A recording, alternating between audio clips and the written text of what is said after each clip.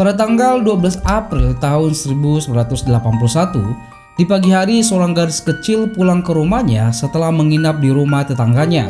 Ketika membuka pintu, dia mendapati ibunya, abangnya, serta sahabat abangnya tewas dibunuh dengan sangat brutal dan adik perempuannya hilang tanpa jejak. Yang lebih mengherankan lagi, dua adik lainnya yang tidur hanya beberapa meter dari lokasi pembunuhan ditemukan selamat tanpa mengalami luka sedikit pun.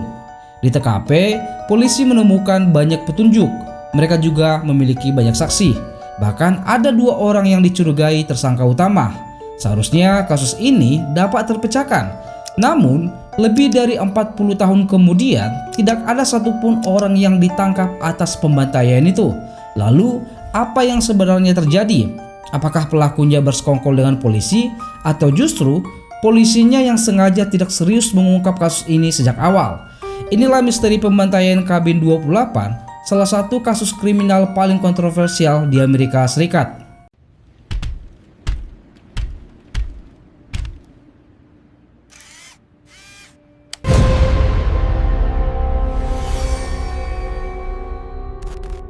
Halo warga Nusantara, kembali lagi dengan saya Jovi Tobing.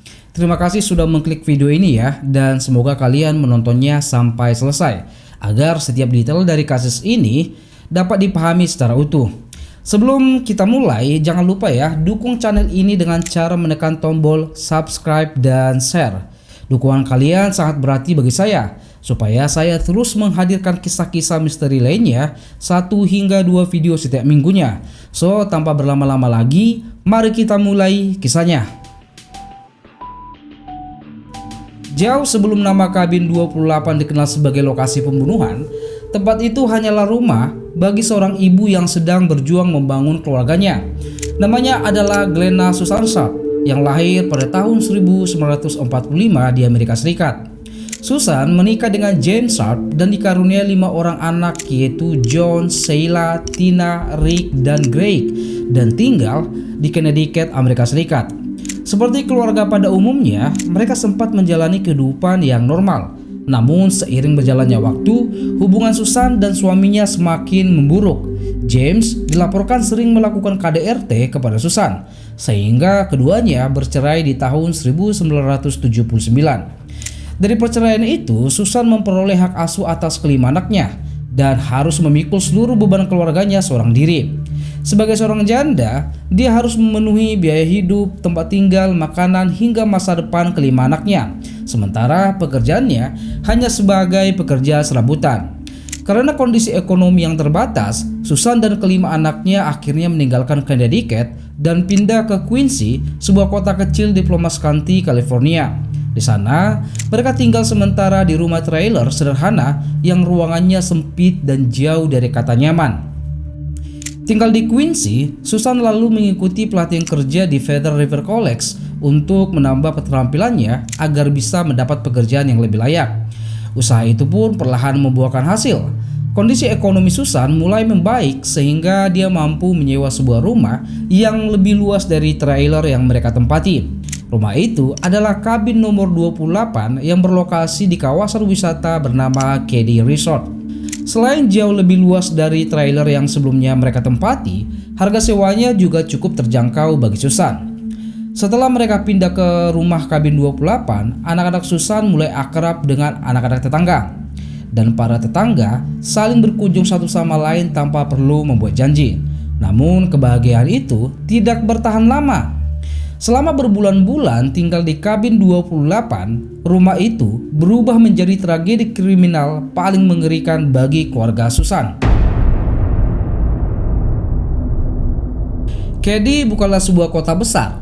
Tempat ini hanyalah kawasan wisata kecil di Plumas County yang hanya dihuni oleh beberapa keluarga. Karena komunitasnya kecil, keluarga Susan tidak membutuhkan waktu lama untuk mengenal para tetangganya. Salah satu keluarga yang paling dekat dengan Susan adalah keluarga Martin Smart yang tinggal di Cabin nomor 26. Martin tinggal bersama istrinya Marilyn Smart dan putra mereka Justin Eason. Karena jarak rumah Susan dan Martin sangat dekat, hubungan kedua keluarga ini berkembang dengan cepat. Anak-anak mereka bermain bersama setiap hari Justin putra Martin bahkan sering menginap di rumah Susan bersama anak-anaknya. Selain kedekatan anak-anak mereka, hubungan Susan dan Marilyn juga semakin akrab. Mereka sering mengobrol tentang kehidupan mereka dan saling membantu ketika dibutuhkan. Di komunitas Cady, Marilyn dikenal dengan sosok yang ramah dan terbuka kepada siapapun. Namun jika berbicara tentang Martin Smart, gambaran yang muncul justru berbeda. Menurut warga Cady, Martin dikenal sebagai pria yang temperamental dan sering mabuk-mabukan. Rumah tangganya dengan Marilyn juga diwarnai dengan pertengkaran. Bahkan dilaporkan pernah melakukan KDRT kepada istrinya Marilyn. Meski begitu, tidak ada yang menganggap bahwa si Martin ini sebagai ancaman bagi keluarga Susan. Warga tetap mengenalnya sebagai tetangga biasa. Selain Martin, ada satu orang lagi yang sering terlihat di komunitas Cady, yaitu John Bobede. Bobede ini bukan warga Cady. Dia hanya teman dekat Martin yang sering berkunjung ke kabin 26 untuk menghabiskan waktu bersama. Menurut warga, Martin dan Bobede adalah dua sahabat yang sering mabuk-mabukan hingga larut malam. Selain sebagai teman dekat Martin, Bobede juga dikenal sebagai seorang mantan napi yang memiliki catatan kriminal kasus narkoba dan perampokan. Namun, meski sebagai mantan napi, keberadaan dirinya tidak dianggap berbahaya di komunitas tersebut. Dan selama tinggal di sana, tidak ada laporan bahwa Bobede pernah membuat masalah. Menariknya, hubungan antara Susan dan keluarga Martin tidak hanya terbentuk karena mereka bertetangga, namun juga karena Martin dan Marilyn mengikuti pelatihan kerja di tempat yang sama dengan Susan, yaitu sama-sama di Feather River College. Hal itu membuat hubungan mereka tidak lagi sekedar tetangga, namun juga seperti keluarga. Dan karena kedekatan itu pula, Marilyn sangat terbuka kepada Susan mengenai masalah rumah tangganya. Bahkan Marilyn tidak segan-segan menceritakan perilaku kasar Martin kepadanya, yang membuat Susan memberikan saran kepada Marilyn untuk menceraikan Martin, suaminya. Karena Susan sendiri memiliki pengalaman yang serupa dengan rumah tangga Marilyn.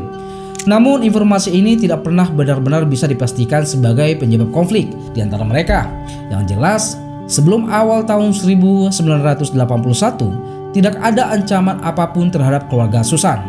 Anak-anaknya masih bermain seperti biasa bersama anak-anak tetangga, dan Martin Smart hanya tetangga biasa yang dikenal sebagai seorang pemabuk. Pada hari Sabtu tanggal 11 April tahun 1981, seperti akhir pekan pada umumnya, Susan pergi mengantar anak-anaknya ke kota Quincy untuk berbagai keperluan. Pertama, dia mengantar Rick mengikuti latihan bisbol dan mengantar Sheila bermain ke rumah temannya. Usai mengantar kedua anaknya, Susan menjemput putra sulungnya yaitu John bersama sahabatnya Dana Wingate dari sekolahnya. Dana adalah remaja berusia 17 tahun yang dikenal cukup akrab dengan keluarga Susan. Dia berteman dengan John dan sering menginap di rumah Susan. Bisa dibilang, Dana ini sudah dianggap seperti anak bagi Susan. Setelah tiba di rumah, di sore harinya John dan Dana kembali pergi ke Quincy untuk menemui teman-teman mereka. Di waktu yang sama, Rick bermain bersama Justin, putra Martin. Sementara Tina dan Sheila bermain di kabin nomor 27 di rumah keluarga Seaboard yang juga sudah dekat dengan keluarga Susan. Sore itu tidak ada sesuatu yang terlihat aneh, tidak ada keributan, dan semuanya berjalan seperti biasa. Namun siapa sangka malam itu kabin 28 akan berubah menjadi lokasi tragedi bagi keluarga Susan. Ketika malam tiba, satu persatu anak-anak Susan mulai kembali ke rumah. Pukul 8 malam, John dan Dana pulang dan menemukan ibunya bersama adik-adiknya dan Justin putra Martin sedang berkumpul di meja makan. Mereka lalu makan malam bersama sebelum bersiap-siap untuk tidur. Di saat yang sama, Sheila dan Tina masih berada di rumah keluarga Seabold. Pukul tengah 10 malam, jadwal yang seharusnya mereka pulang, Sheila memilih menginap di rumah keluarga Seabold. Sementara adiknya, Tina, memilih pulang untuk tidur bersama ibu dan saudara-saudaranya di rumah. Sayangnya, kepulangan Tina dari rumah tetangganya itulah malam terakhir dia terlihat hidup. Setelah itu, suasana Cady kembali sunyi dan lampu-lampu rumah satu persatu mulai padam. Singkatnya, pukul 11 malam sampai pukul 2 pagi, tragedi berdarah itu pun terjadi. Di kabin 28 itu, Susan Sharp dan anaknya John Sharp serta Dana Wingate tewas dibunuh secara brutal di ruang tamu mereka. Sementara Tina menghilang tanpa jejak dan dua anak Susan lainnya, Rick dan Greg, serta Justin anak Martin tetap tertidur di malam pembantaian itu. Kok bisa? Keesokan paginya sekitar pukul 7, Sheila pulang dari rumah keluarga Silver. Sheila mengira ibunya mungkin sudah bangun dan sedang menyiapkan sarapan. Tapi begitu pintu dibuka, semuanya berubah. Pemandangan di hadapannya justru lebih mengerikan dibandingkan yang dia duga. Di ruang tamu, Sheila menyaksikan tubuh ibunya, Susan, kakaknya John, dan Dana sudah tewas tergeletak bersimbah darah. Dalam hitungan detik, Sheila langsung berteriak histeris lalu berlari ke rumah keluarga Siebel untuk meminta pertolongan. Di waktu yang sama, para tetangga juga ikut berdatangan. Sebagian warga berusaha menenangkan Sheila, sementara yang lain masuk ke dalam rumah itu untuk memastikan apakah masih ada korban yang selamat. Dan benar saja, di kamar belakang warga menemukan Rick, Greg, dan Justin masih tertidur. Mereka bertiga tidak terluka sedikit pun. Bahkan mereka tidak menyadari bahwa beberapa meter dari tempat mereka tidur, 3 orang baru saja dibunuh. Singkatnya, warga kemudian mengevakuasi mereka melalui jendela kamar agar tidak melihat pemandangan mengerikan di ruang tamu. Tak lama kemudian, polisi Plumas County akhirnya tiba dan langsung mengamankan TKP. Ketika polisi melakukan pendataan siapa saja penghuni rumah itu, mereka kemudian mengetahui bahwa Tina tidak berada di TKP dan tidak ada jasadnya, dan tidak ada pula jejak kepergiannya. Tina hilang tanpa tahu apakah dia masih hidup atau bernasib sama seperti korban lainnya. Penyidik lalu menyimpulkan kasus ini bukan lagi sekedar pembunuhan, namun juga kasus penculikan seorang anak berusia 12 tahun. Ketika polisi mulai menyelidiki pembunuhan itu, mereka menemukan kondisi ruang tamu sudah dipenuhi bercak darah. Ada di lantai, di dinding, perabotan, bahkan hingga ke langit-langit rumah. Sebuah pemandangan yang disimpulkan penyidik bahwa serangan yang dilakukan kepada korban bukanlah serangan biasa, akan tetapi serangan dengan tingkat kekerasan yang sangat brutal. Apalagi ketika para korban ditemukan, ketiganya sudah dalam kondisi tangan dan kaki terikat menggunakan kabel listrik dan plester medis. Namun ada sesuatu yang menarik perhatian penyidik. Ketika korban ternyata tidak mendapat perlakuan yang sama. Pada tubuh John dan Dana misalnya, polisi tidak menemukan luka yang menunjukkan adanya perlawanan. Bahkan darah pada bagian ikatan kaki dan tangan mereka hampir tidak ada, yang mengindikasi bahwa keduanya kemungkinan sudah tidak berdaya ketika serangan terjadi. Berbeda dengan Susan, pada tubuh Susan ditemukan banyak luka yang menunjukkan adanya perlawanan sengit. Ikatan pada tubuhnya juga jauh lebih kuat dibandingkan dua korban lainnya. Mulut Susan disumpal menggunakan bandana dan pakaian dalamnya sendiri. Kemudian dililit dengan lakban agar tidak bisa berteriak meminta pertolongan. Meski Susan ditemukan dalam kondisi setengah telanjang dari pinggang hingga ke bawah, penyidik tidak menemukan bukti adanya kekerasan seksual. Selain itu, di tubuh Susan juga ditemukan sejumlah luka tusuk terutama di bagian dada dan leher, dan beberapa luka di bagian kepala akibat hantaman benda tumpul yang diduga berasal dari senapan angin. Sementara itu, di tubuh John ditemukan beberapa luka tusuk dan luka sayatan di bagian leher, serta luka di bagian kepala akibat hantaman palu. Dana juga mengalami luka di bagian kepala akibat hantaman palu. Namun di lehernya, polisi menemukan adanya luka bekas cekikan yang menunjukkan bahwa pelaku sempat mencoba membunuh Dana dengan tangan kosong. Dari seluruh temuan mengerikan itu, penyidik menyimpulkan bahwa pelakunya bukan orang acak, melainkan orang yang sangat mengenal korbannya. Apalagi di TKP tidak ditemukan tanda-tanda perampokan. Semua barang berharga masih berada di tempatnya. Artinya, pelaku melakukan pembunuhan brutal ini atas dasar landasan kemarahan dan dendam pribadi. Selain memeriksa kondisi jasad korban, polisi juga menemukan barang bukti yang diduga digunakan saat pembunuhan. Di antaranya sebuah palu, sebuah pisau, dan pisau dapur milik keluarga Susan yang bilanya sudah bengkok akibat digunakan berulang kali saat penyerangan. Namun di tengah-tengah banyaknya barang bukti yang ditemukan, seharusnya kasus ini memiliki titik terang. Tapi justru disinilah penyelidikan mulai berjalan ke arah yang membingungkan. Mengapa demikian?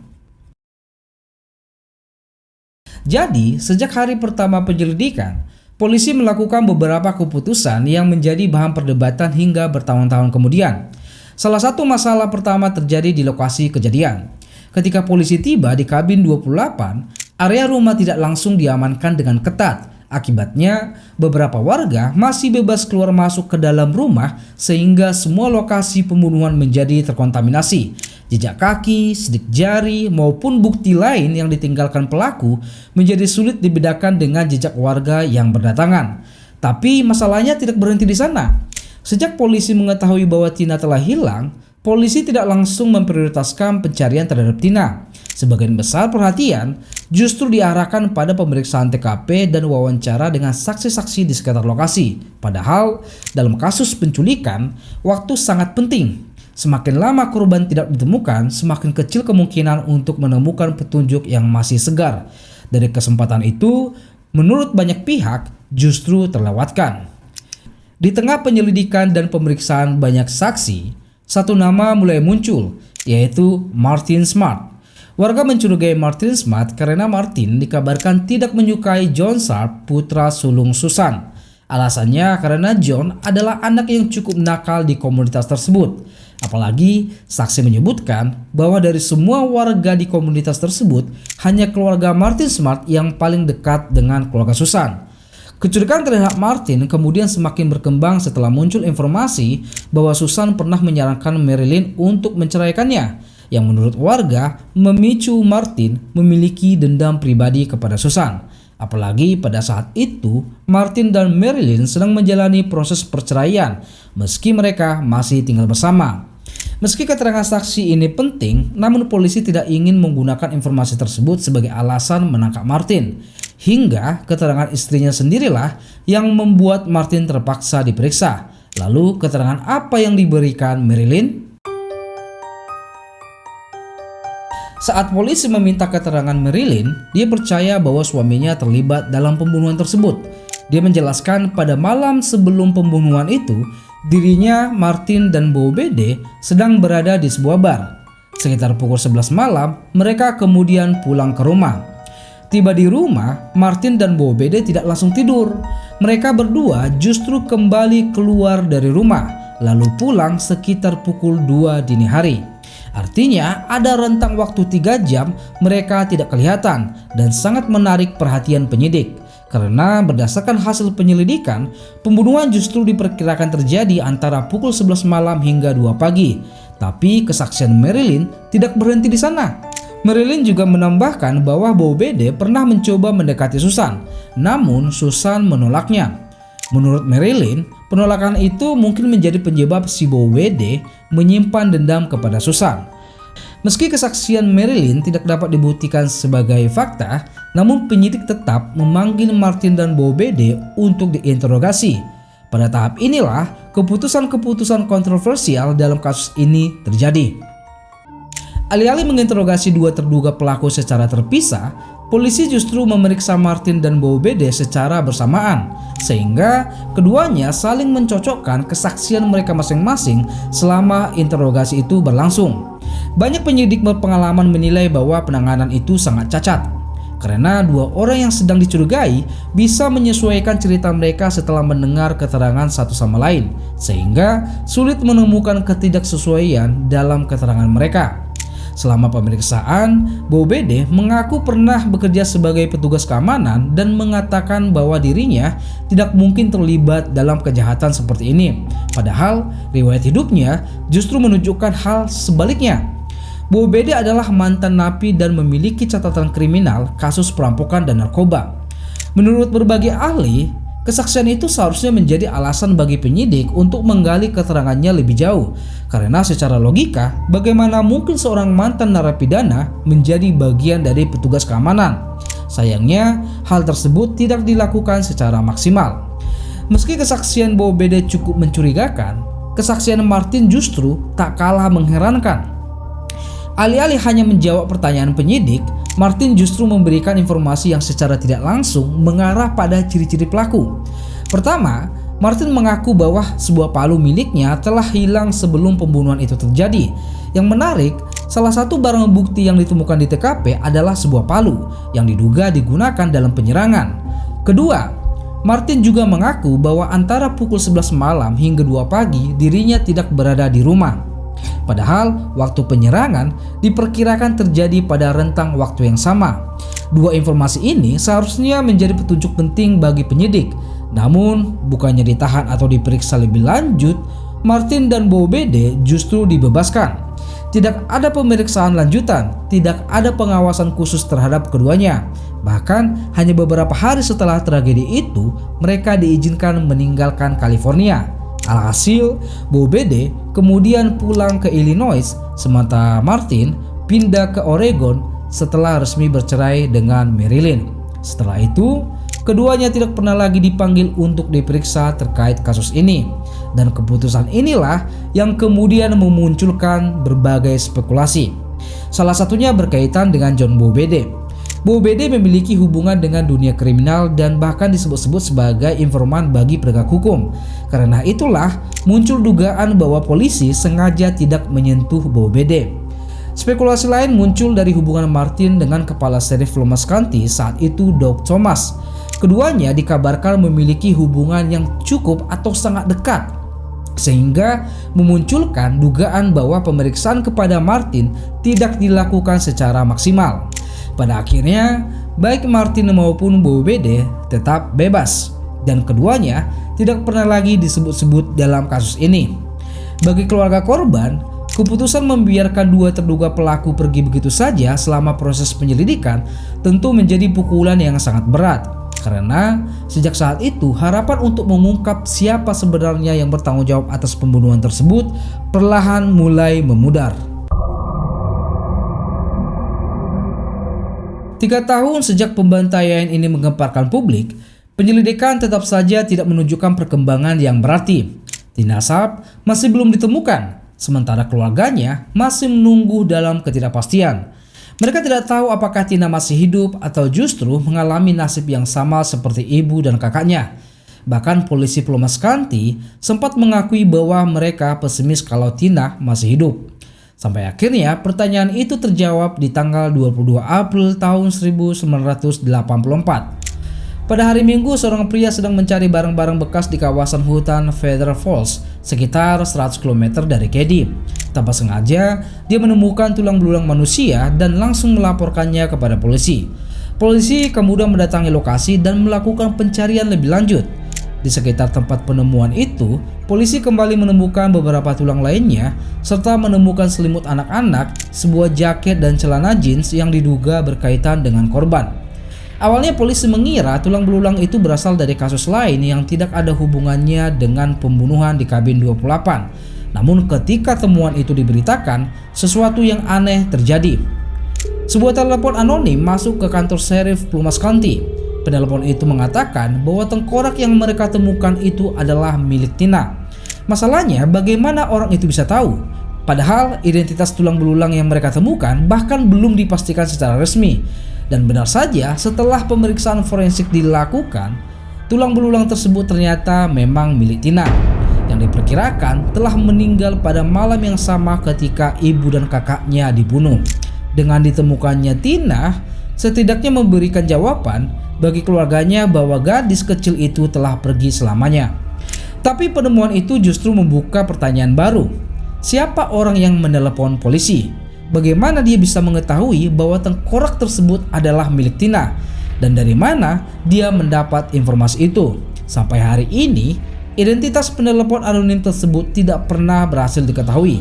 Sekali lagi, salah satu petunjuk penting dalam kasus kabin 28 justru menghilang begitu saja tanpa pernah memberikan jawaban.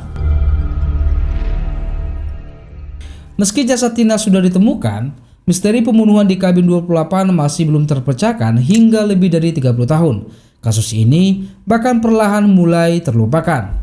Namun pada tahun 2016 kasus tersebut kembali dibuka oleh penyidik setelah polisi menemukan sebuah palu berkarat di sebuah kolam yang tidak jauh dari kawasan Katy.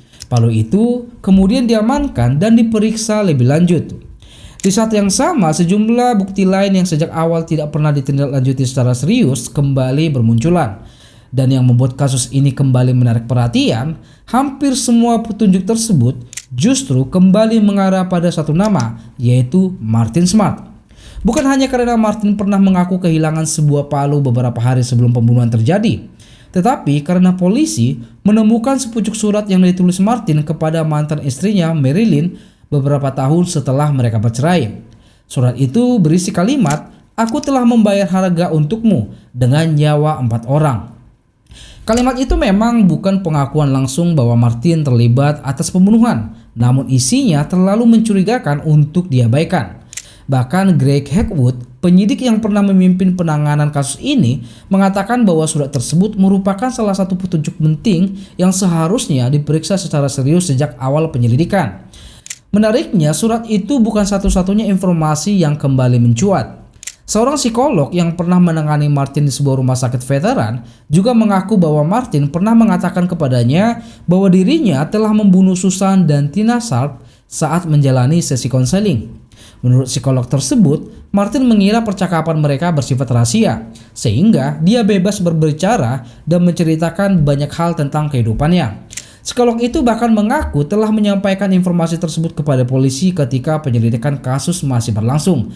Namun laporan itu disebut tidak pernah ditindaklanjuti secara serius, seolah-olah keterangan tersebut tidak dianggap cukup penting untuk digali lebih jauh. Dan masih ada satu hal lagi. Hasil pemeriksaan DNA dari sepotong lakban yang ditemukan pada tubuh Susan, serta rekaman telepon anonim dari seseorang yang sebelumnya memberitahu polisi bahwa tengkorak yang ditemukan adalah milik Tina Sharp, hingga kini tidak pernah dipublikasikan. Semakin banyak petunjuk yang muncul, semakin banyak pula pertanyaan yang tersisa. Apalagi dua nama yang sejak awal menjadi sorotan dalam kasus ini, Martin Smart dan John Bobede, kini telah meninggal dunia. Artinya, jika memang mereka mengetahui sesuatu tentang apa yang sebenarnya terjadi di kabin 28 malam itu, kesempatan untuk mendapatkan jawaban langsung dari keduanya telah hilang untuk selamanya. Dan karena itulah, lebih dari 4 dekade atau 40 tahun setelah pembunuhan tersebut terjadi, satu pertanyaan masih belum terjawab. Siapa sebenarnya yang membunuh keluarga Susan? Lebih dari 40 tahun telah berlalu, tragedi kabin 28 perlahan menjadi terlupakan. Meninggalnya Susan, John, Tina, dan Dana Wingate seolah hanya menjadi bagian dari sejarah yang tak pernah benar-benar menemukan akhir. Bagi ketiga anak Susan yang selamat, Sheila, Rick, dan Greg, tragedi ini tentu meninggalkan luka yang sangat mendalam. Mereka bukan hanya kehilangan ibu dan saudara mereka juga harus hidup dengan kenyataan bahwa orang yang bertanggung jawab atas kematian keluarga mereka tidak pernah benar-benar ditemukan. Bersamaan dengan itu, mereka juga harus hidup dengan trauma yang akan selalu menjadi bagian dari hidup mereka, terutama bagi Sheila yang melihat langsung bagaimana tragisnya kondisi jasad 3 korban. Hal yang sama juga dialami keluarga Dana Wingate. Bertahun-tahun mereka menunggu keadilan. Namun sampai sekarang mereka tetap tidak mengetahui siapa yang bertanggung jawab atas kematian putra mereka. Ayah Dana bahkan mengungkapkan bahwa tragedi ini telah menghancurkan hidupnya. Bayang-bayang kejadian itu terus menghantuinya, sementara jawaban yang selama berpuluh-puluh tahun mereka tunggu tidak pernah benar-benar datang. Dan mungkin bagian paling menyakitkan dari kasus ini bukan hanya kehilangan orang yang mereka cintai, tapi juga harus menerima kenyataan bahwa mereka mungkin tidak akan pernah tahu siapa pelakunya. Tragedi ini tidak hanya dirasakan keluarga korban, namun juga meluas ke seluruh warga Keddie. Sebelum pembunuhan terjadi, Keddie dikenal sebagai tempat yang tenang, warga saling mengenal, mereka saling percaya, bahkan banyak warga yang terbiasa membiarkan pintu rumah mereka tidak terkunci. Tapi setelah tragedi ini terjadi, semuanya berubah. Rasa percaya perlahan hilang, tetangga mulai saling curiga, dan hubungan antar warga menjadi lebih tertutup. Keddie yang dulu dikenal karena ketenangannya, akhirnya justru dikenal karena sebuah pembunuhan yang tidak pernah terpecahkan. Pada tahun 2004, kabin 28 akhirnya dihancurkan. Bangunannya sudah tidak ada lagi, tapi misteri di baliknya masih tetap hidup sampai sekarang. Lebih dari 40 tahun berlalu, pertanyaan paling penting dalam kasus ini masih sama. Siapa sebenarnya yang membunuh penghuni kabin 28? Ini menurut pandangan saya ya. Kalau kita melihat kembali seluruh rangkaian kasus ini, ada satu hal yang menurut saya cukup sulit untuk diabaikan. Pembunuhan di kabin 28 sebenarnya memiliki peluang besar untuk diungkap sejak awal. Bukan karena polisi kekurangan petunjuk, justru sebaliknya. Mereka memiliki barang bukti, sejumlah saksi, dan memiliki nama-nama yang diduga mendekati ciri-ciri pelaku. Salah satunya adalah Martin Smart. Contoh beberapa pengakuan Martin saat diinterogasi. Pertama, dia mengaku tidak berada di rumah pada malam yang sama ketika pembunuhan terjadi. Kedua, Martin mengaku bahwa sebuah palu miliknya hilang beberapa hari sebelum tragedi. Sementara barang bukti di TKP salah satunya justru sebuah palu yang diduga digunakan saat pembunuhan. Apakah itu kebetulan? Ya mungkin saja. Tapi setidaknya menurut saya informasi seperti ini seharusnya membuat penyidik menggali lebih dalam. Yang lebih janggal lagi, pada malam pembunuhan Justin Eason, putra Martin, sedang menginap di kabin 28 bersama Rick dan Greg. Ketiganya tidur di kamar belakang. Anehnya mereka selamat dan tidak terganggu sekalipun. Padahal jarak kamar mereka hanya beberapa meter dari tempat pembantaian. Sementara Tina Sack yang berada di rumah yang sama justru menghilang. Yang jadi pertanyaannya adalah mengapa pelakunya tidak menyentuh 3 anak yang berada di kamar belakang itu ya? Sementara Tina di kamar lainnya justru diculik. Berarti sangat mungkin pelakunya memiliki hubungan tertentu dengan salah satu dari 3 anak itu. Mungkin saja ayahnya atau apapun lah itu. Dan yang paling meyakinkan ya cuma si Martin saja. Karena Justin Eason kan adalah anaknya sendiri. Ketiga, soal isi surat yang dikirim Martin kepada mantan istrinya yang bertuliskan, "Aku telah membayar harga untukmu dengan nyawa 4 orang." Nah, di dalam surat itu kan disebutkan ada nyawa 4 orang. Jumlah yang sama dengan korban yang ada di kabin 28, yaitu Susan, John, Sheila, dan Dana. Pada akhirnya, apakah Martin Smart dan John Bobede benar-benar pelakunya atau bukan? Yang pasti hanya Tuhan yang tahu. Kalau menurut kalian bagaimana teman-teman? Apakah Martin dan Bobede memang pelakunya? Apakah ada kemungkinan mereka hanya dijadikan kambing hitam? Atau justru kesalahan polisi sejak awal yang membuat kasus ini tidak pernah terpecahkan? Tulis pendapat kalian ya di kolom komentar. Dan kalau kalian menikmati kisah seperti ini, jangan lupa subscribe supaya kita bisa bertemu lagi di cerita berikutnya. Terima kasih ya sudah menonton video ini dan saya katakan sampai jumpa.